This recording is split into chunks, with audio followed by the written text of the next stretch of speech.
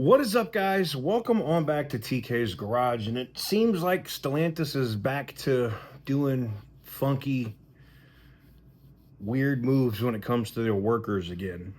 So I saw something about this 2 days ago where Stellantis was offering to buy out like tenured employees, people that have been there for a while, right?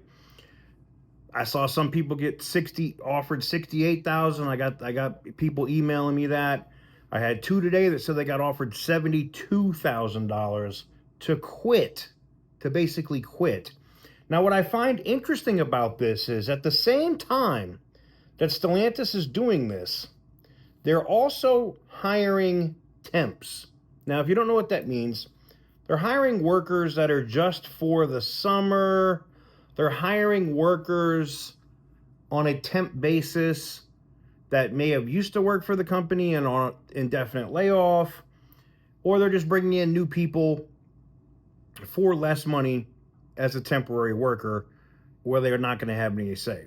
Basically, what I'm seeing, it looks like, in my opinion, that they're trying to get around basically their UAW contract with some of their employees. That's what I'm seeing. And I don't think it's going to stop anytime soon.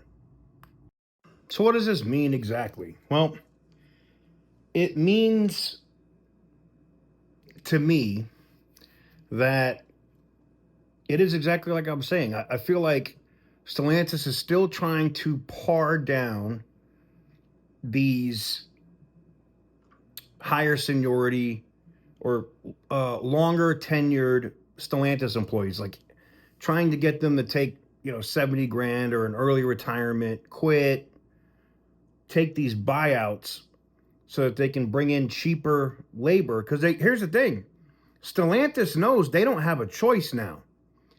They know for a fact that they're going to have to bring in, they're going to have to bring inventory, and that means the 2,500 or 3,500 from Mexico.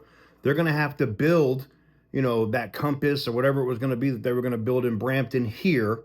And they're going to have to figure out what to move here, where to hire people to build it here at the cheapest price possible. That's what Stellantis is looking at now, because they know they have to build it here. Otherwise, they're going to pay 25%, 40%, maybe even as high as 50% tariffs on every single vehicle that they try to bring back into the United States. Now, right now, and from now until April 2nd, this is why Saltillo has been they have been nonstop, like emergency shifts, bang, bang, bang.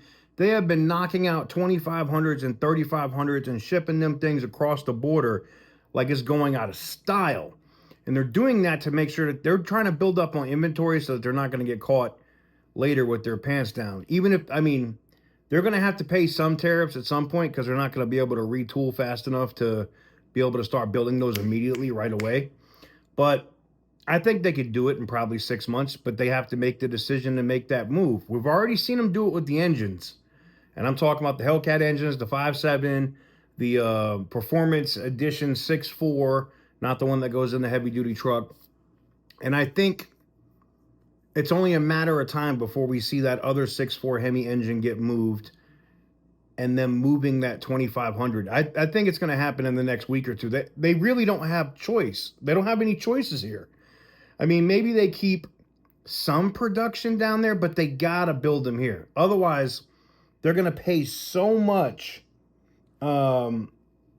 They're going to pay so much in tariffs, it's not going to make any sense to build the trucks. Like, nobody's buying those unless they're going to eat it, which is going to eat into their profits. And they already had record losses in profits last year at 70%. So am I shocked that they're doing these Mickey Mouse games with trying to buy out employees, UAW members? No. Do I think it's going to stop? No. I talk to guys that have been laid off at Warren almost every day via email, or the ones that text me or message me or whatever. And, there's over 1,500 of them there on indefinite layoff. And it's like Stellantis is literally playing games now. They brought some of those people over to SHAP. They've literally hired some of those people on at Sterling Heights Assembly. But what I'm finding interesting here is their major push for more temporary employees, or summer employees as they're calling them. I've talked about them doing hiring events and hiring for these summer jobs. And I think that's for them to try to tool up, like to build up a bunch of inventory over that summer and sit back in the winter and run less shifts. I think they're going to try to do that to make their numbers look better in Q3 and Q4. I just don't know if that's going to work for them. I'd love to know what you guys think in the comment section down below, though. Give the video a big thumbs up if you like what I do. Hit the subscribe button if you haven't already. What do you think about them trying to buy out more employees and hire on more temps? I just think it's a Carlos Tavares type of move. It's a scumbag move, in my opinion. That's my opinion. Everybody's entitled to one.